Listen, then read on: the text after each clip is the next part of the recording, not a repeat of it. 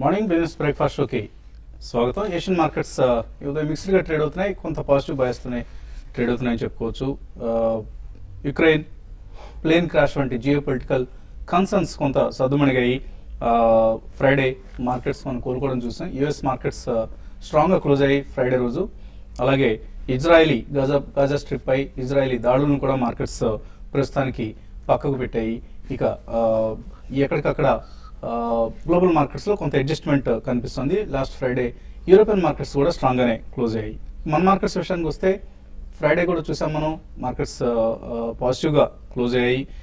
ఓవైపు monsoon deficit తగ్గుతుందన్న వార్తలు వస్తున్నాయి. జియో పొలిటికల్ కన్సర్న్స్ కొంత తగ్గుముఖం పట్టడం, అలాగే క్రూడ్ ప్రైసెస్ స్టెబిలైజ్ అయ్యాయి బిట్వీన్ $106 and $108 మధ్యలో. సో అక్కడే మూవ్ అవుతున్నాయి. అలాగే RIL Q1 numbers last Friday evening వచ్చాయి. So RIL Q1 numbers market అంచనాల కంటే మెరుగ్గా వచ్చాయి. సో అటు ఐటీ కంపెనీస్తో పాటు ఇటు కోర్ సెక్టర్ సంబంధించిన కంపెనీస్, ఈవెన్ R-Power కావచ్చు, RIL కావచ్చు, ఈవెన్ అల్ట్రాటెక్ రిజల్ట్స్ కూడా బ్యాడ్గా ఉన్నప్పటికీ మార్కెట్ అంచనాలకు అనుగుణంగానే వచ్చాయి. సో ఇటువంటి రిజల్ట్స్ అన్ని పాజిటివ్గా వస్తున్నాయి Q1 ఎర్నింగ్స్ సంబంధించి. అండ్ RBI ఎప్పటికప్పుడు మార్కెట్స్కి ఊతం ఇచ్చే ప్రయత్నం చేస్తుంది. ఇన్ఫ్రాస్ట్రక్చర్ లెండింగ్ కావచ్చు, లేకపోతే స్మాల్ బ్యాంక్స్కు లైసెన్స్ ఇస్తూ ఉండటం కావచ్చు, 100 crore బిలో డిపాజిట్స్ కలెక్ట్ చేయగలిగే బ్యాంక్స్కు. ఇటువంటి positive moments, positive moves RBI వైపు నుంచి వస్తున్నాయి. సో FII బయింగ్ తిరిగి రెజ్యూమ్ అయింది. ఫ్రైడే కూడా మనం చూసాం, 547 కోట్ల రూపాయల మేరకు క్యాష్ మార్కెట్స్లో FIIs బై చేశాయి. సో ఓవరాల్గా ఒక పాజిటివ్ సెంటిమెంట్ తిరిగి నెలకొంటోంది. ఇక జూలై సిరీస్ ముగిసేందుకు 8 రోజుల వ్యవధి మాత్రమే ఉంది. ఈ నేపథ్యంలో ఈ సిరీస్లో నిఫ్టీ 7800 లెవెల్ను ఒక్కసారైనా టచ్ చేస్తున్నా, లేకపోతే తిరిగి మళ్ళీ సపోర్ట్ లెవెల్, ఇంతకుముందు మనం చూసిన ఇంపార్టెంట్ సపోర్ట్ లెవెల్ 7500 ఆ రేంజ్కి ఒకవేళ వెనక్కి వెళుతుందా, ఇది ప్రస్తుతానికి మనకు కనిపిస్తున్న suspense. Q1 numbers of course markets మీద ప్రభావం చూపిస్తాయి. ప్రధానంగా నియర్ టర్మ్ క్యూస్ అయితే Q1 నెంబర్స్ అని చెప్పుకోవాలి. ఇవన్నీ అటు లార్జ్ క్యాప్స్ నిఫ్టీ స్టాక్స్ కావచ్చు, లేదా మిడ్ క్యాప్స్ మీద కూడా ప్రభావం చూపిస్తాయి. సో ఎక్కువ మంది మనలో పొజిషన్స్ తీసుకున్న వాళ్ళు మిడ్ క్యాప్స్లోనే ఉన్నారు. సో ఇటువంటి మిడ్ క్యాప్స్ మూవ్స్ ఎలా ఉంటాయి ఈ సిరీస్లో, ఇక మిగిలి ఉన్న 8 సెషన్స్లో ఉన్నది ఇంట్రెస్టింగ్ పాయింట్. ఇక Q1 రిజల్ట్స్ విషయానికి వస్తే నెంబర్స్ ఇవాళ కూడా వస్తున్నాయి. హెచ్డిఎఫ్సి బ్యాంక్, నిఫ్టీ కంపెనీస్లో ఈ 2 కంపెనీస్ రిజల్ట్స్ ప్రకటించబోతున్నాయి. అలాగే ఇంకా చాలా కంపెనీస్ ఉన్నాయి. Andhra petrochemicals, Bharat seeds, Canara bank, Exide, అలాగే గుజరాత్ లీజ్ ఫైనాన్సింగ్, ఇటువంటి కంపెనీస్ చాలా పెద్ద లిస్ట్ కనిపిస్తుంది. ఇవన్నీ ఏ వెబ్సైట్కి వెళ్ళినా కూడా మనకు ఈ డేటా దొరుకుతుంది. అండ్ స్టాక్స్ టు వాచ్ లిస్ట్లో MCXలో కోటక్ మహీంద్రా బ్యాంక్ 15% స్టేక్ తీసుకుంటోంది. ఇది కూడా ఇప్పుడున్న మార్కెట్ ప్రైస్ ఏదైతే ఉందో 786, దానికంటే చాలా తక్కువ ప్రైస్కి ఆల్మోస్ట్ 600 రూపీస్ దగ్గర డీల్ జరిగినట్లుగా వార్తలు వస్తున్నాయి. సో MCXలో ఇవాళ మార్నింగ్ చాలా యాక్టివ్ ట్రేడింగ్ జరగబోయే అవకాశం ఉంది. ఎందుకంటే గతంలోనే మనం అనుకున్నాం, రాకేష్ జుంజున్వాలా ఎప్పుడైతే 2% స్టేక్ తీస్తున్నారో ఫైనాన్షియల్ టెక్నాలజీస్ నుంచి MCXలో, సో అప్పటి నుంచి కూడా ఈ స్టాక్ చాలా ఇంట్రెస్టింగ్ మూవ్స్ జరుగుతున్నాయి. తాజాగా కోటక్ బ్యాంక్ 15% స్టేక్ తీసుకుంటుంది. దీంతో ఫైనాన్షియల్ టెక్నాలజీస్కి ఏదైతే MCXలో స్టేక్ ఉందో మోర్ దాన్ 26% స్టేక్, అది ఇప్పుడు ఆల్మోస్ట్ 5% తగ్గబోతుంది పోస్ట్ కోటక్ డీల్. ఒక 6% ఇప్పటికే ఓపెన్ మార్కెట్లో అమ్మేసింది ఫైనాన్షియల్ టెక్నాలజీస్, 2% రాకేష్ జుంజున్వాలాకు ఉన్నారు, అండ్ 15% కోటక్ బ్యాంక్. సో ఇక ఫైనాన్షియల్ టెక్నాలజీస్ ఏదైతే అంతకుముందు FOMC ఆర్డర్ ఇచ్చిందో 5% కంటే తక్కువకు తగ్గించుకోమని, ఆ పరిస్థితికి రాబోతోంది. సో ఇక్కడ నుంచి MCX షేర్ ప్రైస్ ఎలా బిహేవ్ చేస్తుంది అనేది కొంత ఇంట్రెస్టింగ్ ఫ్యాక్టర్.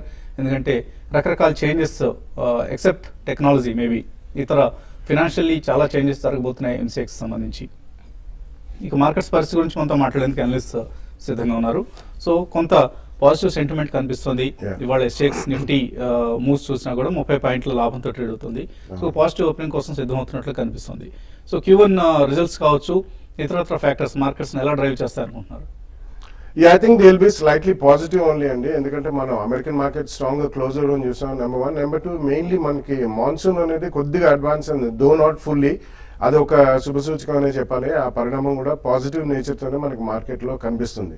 సో ఈ రెండు మేజర్ అండి. ఇంకా ఇంటర్నేషనల్ క్యూస్ అంటే మనకి Ukraine plane crash is not a major cause of worry. ఎందుకంటే మనం గతంలో చూసాం పాలస్టైన్ ప్రాబ్లం ఉన్నప్పుడు ఈ Gaza strip and West Bank లో ఈ బాంబింగ్స్ అనేది రెగ్యులర్ గా చాలా కొన్ని ఏళ్ల పాటు జరిగిందండి. So that's not going to cause internationally weaker economic environment అని చెప్పొచ్చు. సో మనకి అది మేజర్ నెగిటివ్ ఫ్యాక్టర్ మాత్రం కాదు. క్రూడ్ డెఫినెట్లీ మీరు చెప్పినట్టు కొద్దిగా అట్లీస్ట్ స్టెబిలైజ్ అయింది. If not on the positive side, negative గానే కొద్దిగా హై నుంచి ఆల్మోస్ట్ 7 to 10% మనకి అది క్రాక్ కావడం చూసాం. అక్కడే కొట్టుమిట్టాడుతుందండి. సో అన్ని కూడా చూసుకుంటే మనం I think positively the market will behave. ఎందుకంటే ఇప్పుడు దాకా వచ్చిన results either it is Infosys or TCS or maybe Reliance, ఇవన్నీ దిగ్గజాలండి. Major companies are showing some extremely positive trends in terms of results. So ఇవన్నీ మనం యాక్చువల్లీ మనం పరిగణనలోకి తీసుకుంటే మాత్రం మార్కెట్ స్లైట్లీ రెసిలియన్స్ అనేది మనకి గతం వారంలో చూపించింది. It will start to be resilient at that point of time and also be positive. అంటే నెక్స్ట్ 10-15 డేస్లో అన్ని రిజల్ట్స్ వస్తాయి కాబట్టి పాజిటివ్ ట్రెండ్స్ ఎక్కువ కనిపించే అవకాశం మనకు కనిపిస్తుంది. ఎస్పెషల్లీ మిడ్ అండ్ స్మాల్ క్యాప్స్లో ఎవరికైతే కొద్దిగా బ్యాలెన్స్ షీట్ స్ట్రాంగ్గా ఉందో అండ్ రిజల్ట్స్ పరంగా కొంచెం బాగుంటే మాత్రం definitely there are lot of mid caps and small caps which can be multi baggage even from this rate అని చెప్పొచ్చు. కాబట్టి గతంలో మనం చెప్పుకున్నట్టు we stand by the same view అండి. It's going to be extremely positive. So every result వచ్చిన తర్వాత మంచి కంపెనీస్ మంచి రిజల్ట్స్ డిక్లేర్ చేసిన మాత్రం one should start buying immediately. Second third price పాయింట్లో వర్స్ట్ కేస్ సినారియోలో థర్డ్ ప్రైస్ పాయింట్లో కొద్దిగా డిక్లైన్ అయితే తర్వాత కొనొచ్చు. But one should definitely by in to this market అండి. సో జూలై సిరీస్ సంబంధించి F&O ట్రేడర్స్కి ఎటువంటి సలహా ఇస్తారు? అంటే F&O ట్రేడర్స్ మాత్రం లాంగ్ పొజిషన్స్నే బిల్డ్ చేసుకోమని చెప్తాను. అంటే ఆల్రెడీ లాంగ్ ఉన్న వాళ్ళు కంటిన్యూ చేయమంటాను.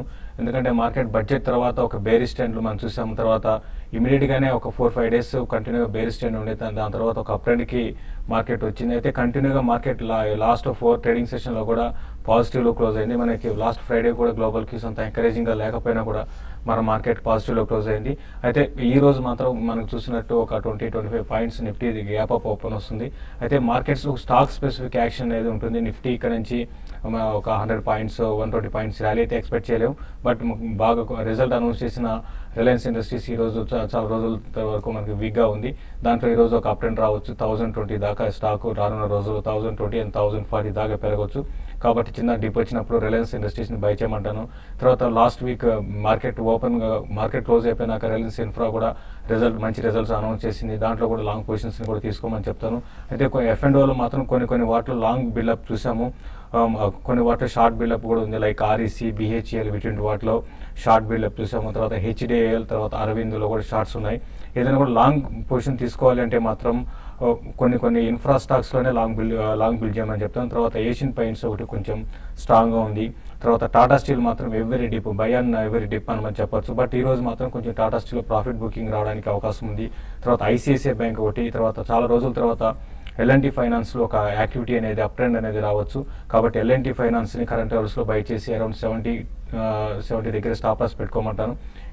ఈ అప్ ట్రెండ్ అనేది అరౌండ్ 84 to 86 దాకా L&T ఫైనాన్స్లో రావచ్చు. కాబట్టి F&Oలో ఇప్పుడు నేను చెప్పిన స్టాక్స్ లాంగ్ పొజిషన్ తీసుకోమంటాను. బట్ ఓవరాల్ ట్రెండ్ పరంగా చెప్పాలంటే బై అండ్ డిప్స్ అని చెప్పొచ్చు. SBIని కూడా ఎవరీ డిప్లో బై చేసుకోమని చెప్తానండి. కాలర్స్ లైన్లో ఉన్నారు. ఫస్ట్ కాలర్ పవన్ కుమార్, ఏలూరు నుంచి. హలో. గుడ్ మార్నింగ్ అండి. గుడ్ మార్నింగ్ సార్, నాకు కోరమండల్ ఇంటర్నేషనల్ హోల్డింగ్స్ ఉన్నాయండి 260 రూపీస్లో. అదేవిధంగా SRIలు ఒక 5 years బ్యాక్ హోల్డింగ్స్ ఉన్నాయండి 200. 160 రూపీస్ ప్రైస్ పాయింట్ లో కొన్నానండి. వాటి గురించి ఏం చేయాలంటారు ఒకసారి సజెస్ట్ చేస్తారు. Coromandel, I think you should definitely retain the share అండి. ఎందుకంటే if you take the last 10 years track record, Coromandel International gave excellent returns to shareholders. And Murugappa group కంపెనీకి చెందిన అగ్రో బేస్డ్ కంపెనీ అండి. వాళ్ళ Gromor is the brand name in terms of retailing, fertiliser production, insecticides, pesticides అన్నిట్లో కూడా ఉన్నారండి. So it's a completely supply చైన్లో A to Z దాకా వాళ్ళు అగ్రి చైన్లో ఉన్నారు. కాబట్టి it's a very strong company. And also cross holdings చాలా ఉన్నాయి. EAD ప్యారీ కానివ్వండి, TI, ట్యూబ్ ఇన్వెస్ట్మెంట్స్, ఇటువంటి companies. So it's a very good management, very good company. You should retain Coromandel International currently. కొద్దిగా monsoon కూడా positive ఉంది కాబట్టి it may be little bit augmenting the positive nature of the stock, number one. SR Oil లాంటిది మాత్రం I think you should definitely come out on every bounce అండి, because basically ఆ గ్రూప్కి అంత కార్పొరేట్ గవర్నెన్స్ పరంగా చూసుకుంటే అంత మంచి పేరు లేదు మార్కెట్లో. సో ఈ కారణం మూలన మనకి కొద్దిగా డీజిల్ డీరెగ్యులేషన్ చేసిన తర్వాత all upstream oil companies and oil marketing companies పెరిగిన just wait for some more time on up swings you should definitely come out of the stock. Delisting proposal కూడా ఉంది కాబట్టి డీలిస్టింగ్ ఏ ప్రైస్ దగ్గర అవుతుంది అన్నది కొంచెం ఇంట్రెస్టింగ్ థింగ్ టు వాచ్. ఆ pricing బట్టి మీరు ఎప్పుడు ఎక్కడ ఎగ్జిట్ కావాలనేది ఒకసారి డిసైడ్ చేసుకోండి. SRI నుంచి ఉన్నారు కుమార్ కర్నూలు నుంచి. Hello, good morning sir. Morning అండి, అడగండి. సార్ కావేరీ సీడ్స్ గురించి మళ్ళీ ఇప్పుడు తీసుకోవచ్చా సార్? కావేరీ సీడ్స్ ఎంతకాలం హోల్డ్ చేస్తారు? Long term. లాంగ్ టర్మ్ కోసం హోల్డ్ చేస్తారు. Kaveri seeds last Friday Kutumbarao కూడా రికమెండ్ చేశారు లాంగ్ టర్మ్ కోసం. సో ఎలా పెర్ఫార్మ్ చేస్తుంది కంపెనీ అంటే అట్లీస్ట్ 1 year టార్గెట్ ఎంత ఎక్స్పెక్ట్ చేయొచ్చు? ఆల్రెడీ లీడర్షిప్ పొజిషన్ కి వచ్చిందనే చెప్పాలండి. ప్యూర్ ప్లే సీడ్స్ బిజినెస్ లో Kaveri seeds Hess definitely been leader in the last 1 or 2 years. ఎందుకంటే మార్కెట్ షేర్ పరంగా అంతే ఉందండి మనకి కాటన్ సీడ్ బిజినెస్ లో. కానీ కావేరీ సీడ్స్ వాళ్ళు ఇతరత్ర వేరే కంపెనీ వాళ్ళు మార్కెట్ షేర్ అక్వైర్ చేయడం జరిగింది. It's a very strong company అండి, very good company with extremely good cash flows. First quarter usually June quarter is the best quarter అండి. సీడ్స్ మొత్తం కూడా వాళ్ళకి బిట్వీన్ మార్చ్ అండ్ జూన్ అమ్ముడుపోతాయి కాబట్టి this will be the best quarter. So మీ results వచ్చిన తర్వాత I think you can take a position అండి. You can definitely expect 15 to 20% growth rate every year. So probably 1000+ కి వెళ్ళే ఛాన్స్ ఉంది next year. Especially next year కొద్దిగా monsoon బాగుంటే definitely I think it will be a good stock. So ఈ కారణం మూలన already last 2 years లో 3 to 5 bagger అయింది కాబట్టి కొద్దిగా ఎక్స్పోజర్ తీసుకుని రిజల్ట్స్ వచ్చిన తర్వాత కొంచెం రియాక్షన్ ఉండొచ్చు. అప్పుడు 30% రిటర్న్ ఎక్స్పెక్ట్ చేయొచ్చు next. 20 to 25% return should be a decent return. ఎందుకంటే అది almost about 800 rupees, close to 800 అంటే 4000 రూపీస్ స్ప్లిట్ అయిన తర్వాత అంత స్టాక్ ప్రైస్ లో ఉందండి. So I think definite company wise it's an excellent company. So కొద్దిగా రిజల్ట్స్ వచ్చిన తర్వాత, ఎందుకంటే ఆల్రెడీ బిల్ట్ ఇన్ అయి ఉంది ఈ క్వార్టర్ రిజల్ట్స్ షేర్స్ ప్రైస్ లో అనుకుంటున్నాను. Next after the results come out you can by it the first prime. Okay, తర్వాత కలర్ లైన్ లో ఉన్నారు భాస్కర్ తాడేపల్లిగూడ నుంచి. హలో, గుడ్ మార్నింగ్ అలాఫీ అండి. మార్నింగ్, చెప్పండి. రిన్యూవబుల్ పవర్ 15 రూపాయలు తీసుకున్నా. జిఎంఆర్ ఇన్ఫ్రా 35లో తీసుకున్నా. యావరేజ్ చేయొచ్చండి. ఎందుకు అన్ని ఇటువంటి చిన్న చితక కంపెనీల జోలికే వెళ్తున్నారు? పెద్ద కంపెనీస్ ఎక్స్పోజర్ తీసుకోవట్లేదు మీరు. ఓకే, నేను స్మాల్ క్యాప్స్ రెండు కూడా కొంచెం ఈ రీసెంట్ గా చూసి చిన్న కరెక్షన్ వచ్చినా కూడా మార్కెట్ లో బాగా రియాక్ట్ అయ్యాయండి. మనం గతంలో కూడా కాషన్ చేయడం జరిగింది. మరి ముఖ్యంగా జిఎంఆర్ ఇటువంటి స్టాక్స్ లో బాగా పడతాయని చెప్పాము. అదేవిధంగా స్టాక్ కూడా అరౌండ్ 28 లెవెల్స్ కూడా రావడం చూసాం. అయితే మీరు హోల్డ్ చేయండి అండి. ఇప్పుడు లాంగ్ టర్మ్ కోసం అయితే జిఎంఆర్ని హోల్డ్ చేయమంటాను. Even Indiabulls power current levels నుంచి కొంచెం డౌన్ సైడ్ రావచ్చు. బట్ ఏంటంటే ఇన్వెస్ట్మెంట్ పరంగా చెప్పాలంటే మీరు దీనికన్నా బెటర్ స్టాక్స్ ఉన్నాయి, బెటర్ ఆపర్చునిటీస్ ఉన్నాయి కాబట్టి మీరు స్లోగా ఇండియా బుల్స్ పవర్ నుంచి ఎగ్జిట్ అయిపోయి వేరే స్టాక్ లో ఇన్వెస్ట్ చేయమంటాను. జిఎంఆర్ మాత్రం డీప్ కరెక్షన్ వచ్చినప్పుడు మీరు యావరేజ్ కూడా చేసుకోండి. లాంగ్ టర్మ్ కోసం అయితే 1.5 year కోసం అయితే మాత్రం మీరు యావరేజ్ చేయండి. షార్ట్ టర్మ్ రేట్ మాత్రం 34-35 దగ్గర జిఎంఆర్ ఆగిపోవచ్చు అండి. తర్వాత మూర్తి విజయవాడ నుంచి. హలో, హలో, అడగండి మూర్తి గారు. శేషు గారు, నేను మిమ్మల్ని గతంలో కూడా అడిగాను. జేసరికి ఒకటి, కళ్యాణ్ స్టీల్స్ ఒకటి, మార్కెట్ అంత పెరుగుతున్నా ఏమీ కదలట్లేదండి. ఇది అమ్మేసి 2 సిండికేట్ బ్యాంక్ షేర్ కొందాం అనుకుంటున్నాను. మీ అభిప్రాయం చెప్పండి సార్. ఫస్ట్ స్టాక్ ఏదన్నారు? కళ్యాణి స్టీల్స్ కాకుండా ఇంకొకటి ఏదన్నారు? ఓకే, ఆయన టీవీలో బిజీగా వింటున్నారు. చూడండి, కళ్యాణి స్టీల్ కూడా పెరిగిందండి. ఎందుకంటే మీరు చూసాం 30 రూపీస్ నుంచి దగ్గరగా మీరు చూస్తే 104 దాకా రావడం చూసాము. కాబట్టి పెరగలేదని చెప్పలేమండి. కాబట్టి అయితే రీసెంట్ మా డేస్ లో మాత్రం చూసుకుంటే అదర్ స్టీల్ కంపెనీస్ పెరిగినంత మాత్రం కళ్యాణి స్టీల్ పెరగలేదు. బట్ ఓవరాల్ ట్రెండ్ పరంగా చెప్పాలంటే కళ్యాణి స్టీల్ కూడా ఇంకా ఆ ట్రెండ్ లో ఉంది. మీరు హోల్డ్ చేసుకోవచ్చు అండి. అయితే మీరు దీంట్లో నుంచి ఎగ్జిట్ అయిపోయి సిండికేట్ బ్యాంక్ లో ఇన్వెస్ట్ చేస్తారా అని మీరు అడుగుతున్నారండి. సిండికేట్ బ్యాంక్ లో ఇన్వెస్ట్ చేయొచ్చు. అయితే రిజల్ట్ చూడండి, రిజల్ట్ ఇంకా రాలేదు. రిజల్ట్ ఈసారి కొంచెం బాగుంటే మాత్రం ఇంకా పిఎస్యూ బ్యాంక్స్ పెరగచ్చు. బట్ ఏదైనా కూడా కళ్యాణి స్టీల్ కూడా హోల్డ్ చేసుకోమని చెప్తాను. ఓవరాల్ సైకిల్ చేంజ్ అయ్యే అవకాశం ఉంది. స్టీల్ కంపెనీస్ అని కూడా నెక్స్ట్ 2-3 quarterలో మంచి రిజల్ట్ కూడా రావచ్చు. కాబట్టి దీంట్లో హోల్డ్ చేయండి. మీరు ఇన్వెస్ట్ చేయాలనుకుంటే కూడా సిండికేట్ బ్యాంక్ లో కూడా బై చేయమని చెప్తాను. లాస్ట్ కాలర్ కిషోర్ విజయవాడ నుంచి. హలో, హలో, అడగండి Kishore. Good morning sir. Good morning, అడగండి. సార్ ఎల్ఐటి ఫైనాన్స్ 76 రూపీస్లో తీసుకున్నాను సార్, ఒక 2000 షేర్స్ సార్. దాని గురించి ఇలాంటి ఫైనాన్స్ పరిస్థితి యా బేసికలీ దాని ఈక్విటీ చాలా పెద్దదండి. Though it's sum of the parts valuation మనం దాన్ని కట్టాలి. So it will take a longer time for L&T finance to really come up. Equity చాలా పెద్దది కాబట్టి there is a strong trading interest in that stock also. And last year మనం చూసాం bank licence వస్తుందని చెప్పి అందులో స్పెక్యులేటివ్ యాక్టివిటీ కూడా గణనీయంగా పెరిగింది అది. సో ఇప్పుడు ప్రస్తుతానికి మాత్రం బ్యాంక్ లైసెన్స్ అవి పక్కన పెడితే purely based on fundamentals I think it's still a little bit high price stock. కానీ పెడిగ్రీ కానివ్వండి, మేనేజ్మెంట్ కానీ ఇట్స్ అ సాలిడ్ కంపెనీ కాబట్టి సమ్ ఆఫ్ ద పార్ట్స్ మీకు నెక్స్ట్ 1 or 2 years లో you may get the valuation. So currently మీరు long term investor అయితే ఉంచండి. లేదు అంటే మాత్రం డెఫినెట్లీ ట్రేడింగ్ బౌన్సెస్ వచ్చినప్పుడు మీరు ఒకసారి అమ్మి దాన్ని లోలో కవర్ చేసుకుని యావరేజ్ కాస్ట్ తగ్గించుకోండి. ఈమెయిల్స్ కూడా మనకు చాలా అందాయి. శివ తులసి అన్న పేరుతో వచ్చింది. Lakshmi Vilas bank rights issue announce చేసింది. 25th జూలైకి ముందు షేర్లు కొందాం అనుకుంటున్నారు రైట్స్ ఇష్యూ సబ్స్క్రైబ్ చేయడం కోసం. సో రైట్స్ ఇష్యూ అయిన తర్వాత ఒరిజినల్ షేర్స్ అమ్మేసి రైట్స్ షేర్స్ ఉంచుకుందాం అనుకుంటున్నారు. ఇదంతా కరెక్టేనంటారా? ఐ డోంట్ థింక్ సో అండి. డెఫినెట్లీ ప్రైస్ అడ్జస్ట్మెంట్ అనేది ఆటోమేటిక్ గా ఉంటుంది. పోస్ట్ రైట్స్ కానివ్వండి, ప్రీ రైట్స్ కానివ్వండి, ఎప్పుడైనా కానీ రైట్స్ ఇష్యూ అయిన తర్వాతనే మీరు ప్రైస్ డిస్కవర్ అయిన తర్వాత మార్కెట్లో కొనడం బెటర్ అండి. రైట్స్ ఇష్యూ ముందర కొని మళ్ళీ మీరు దానికి సబ్స్క్రైబ్ చేసుకుని, ఎందుకంటే ఒకప్పుడు అడిషనల్ షేర్స్ వచ్చేవండి రైట్స్ లో, ఒకవేళ ప్రైజింగ్ అనేది అట్రాక్టివ్ గా ఉంటాయి. ఇప్పుడు పెద్ద అడిషనల్ షేర్స్ వచ్చే అవకాశం కూడా కనిపించలేదు. కాబట్టి పోస్ట్ రైట్స్ ప్రైస్ డిస్కవర్ అయిన తర్వాతనే I think you should buy tex rights. Seshagirirao అడుగుతున్నారు. స్ట్రే ఇన్ఫ్రా 52 రూపీస్లో, బాంబే డైయింగ్ 77లో కొన్నారు, ఏం చేయాలి? రెండు కూడా హోల్డ్ చేయొచ్చు అండి.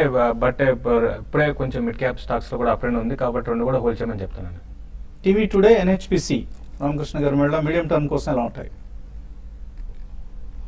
NHPC I think one should avoid అండి, ఎందుకంటే it's also got a huge equity and number 1. Number 2 it's almost single product company in terms of hydro power అండి. ఈ ఇయర్ మనకి మాన్సూన్ అంత ఆశాజనకంగా లేదు కాబట్టి వాళ్ళకి అంతగా ఇంక్రిమెంటల్ రెవెన్యూ వచ్చే అవకాశం కనిపించలేదు. So I think it's better to stay away from NHPC. And ఇందులో చాలా strong trading and speculative activity నడుస్తుంది.